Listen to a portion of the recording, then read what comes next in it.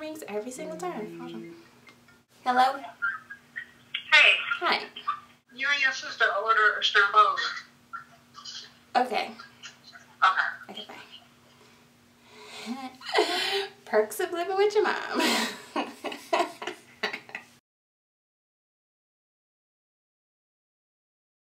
Hey guys, it is Danielle and thank you so much for tuning back into my channel. I just want to welcome you back. I wanted to do a quick video because I don't want to say a lot of people have been asking, but I moved from New York back to Michigan, to Flint, Michigan to be exact, and every time I tell someone I get like that face. I don't owe anybody an explanation, first of all, but I just thought it would be like interesting and maybe would help someone else. If you're unhappy or you're struggling with any type of decision, I just hope that this could be of help to you in, you know, making some tough and totally life-altering decisions. This is not going to be like a deep, heartfelt, and like long video, but I moved there for fashion. If you don't know, like I started a fashion magazine slash blog.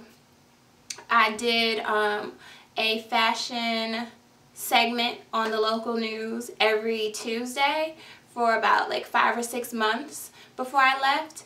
And so like everybody just knows me or knew me to just be really into fashion. So I moved there to further pursue fashion. When I moved there, I was freelancing. I was working on different photo shoots, and you know, just as soon as I got there, like I just hit the ground running. Like I was in magazines looking up people's names and emails and like emailing everybody and assisting people and scheduling test shoots to build my portfolio.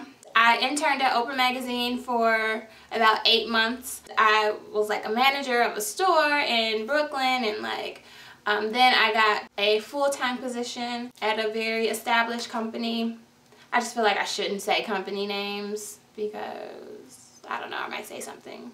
Yeah, I got a full-time job, which was my ultimate goal. Like after freelancing, after interning, like my prayer was just to, Lord, please give me a full-time corporate position at a fashion company. And that prayer was answered. Like I got that, and I got it in such a way that was so odd. Like I didn't interview for it, seriously. Like it was for the same company that I freelanced for when I first moved out there. Like I didn't really interview for it. Like the first day my manager like wasn't prepared for me to be there. It was weird. But I ended up staying there over a year, and I was miserable. Not because of the place. Like, you know, every job, any job has its ups and downs and has things that you're going to be unhappy with. But for me personally, what that job did for me was really had me to understand my personality and my purpose, and the thought of me leaving that place, like I couldn't wait to leave that place, but the thought of me going to another place was even scarier because I was like, man, I'm probably gonna hate the next job too. I really just was unhappy with my job, my job, and then like I wanted my own space. I felt like, you know, New York is expensive and everybody knows that, and when I first got there I didn't care about that, you know, I just wanted to be there. But as I got older and like I just wanted my space, you know, I just really started to listen to what my spirit was telling me. Just really paying attention to how I felt every day. You know, I feel like people don't necessarily pay attention to, like, hey, if you're unhappy every day, like that's a problem. You know, you shouldn't be unhappy every day. You shouldn't hate the place you work. And a lot of people do, and they don't do anything about it. And there was this quote that I like posted on IG one time, and it said, if you're not in love with the life that you have, you should change it. And all of my friends know, like, I don't mess around. Like, if I'm ready to do something, I'm going to do it. So once I started realizing that I wasn't happy with my job, I wasn't happy just being in New York, period. It's a very tough place to be. And then once I realized like I didn't want to pursue another job in New York, I just felt like it was time for me to come home. Like I had a lot going on when I was here, and I just felt like, you know, I shouldn't give up on me and what I really want to pursue what is the dream of everyone else. I don't know if that makes sense, but like I feel like the life that I was living in New York was great in the eyes of everyone else, including me. Like I liked saying like, yeah, I work here, and you know what I mean? Like it looked good and it sounded good to everyone, but I was truly unhappy, and so I just knew for myself I needed to make a change regardless of how that looked to someone else. And I knew that by me making that change, I would be blessed in what I'm really supposed to be doing, in my purpose, you know.